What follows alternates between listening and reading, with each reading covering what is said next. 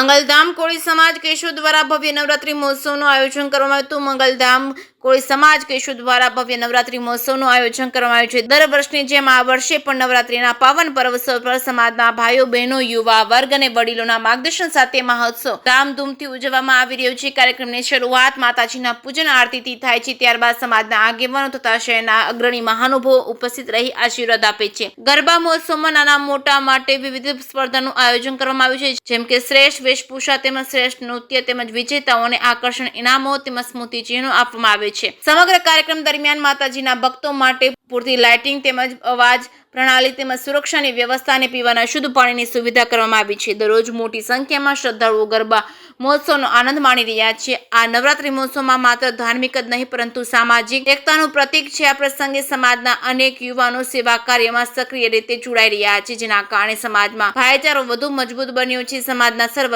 સભ્યો તથા શહેર ગામના ભાઈઓ બહેનોએ આ ભવ્ય નવરાત્રી મહોત્સવમાં પરિવાર સાથે પધારી માતાજીના આશીર્વાદ મેળવવા વિનંતી કરવામાં આવી હતી। જે કે સિંહ ગુજરાતી સાથે રાજુ પંડ્યા, કેશોદ।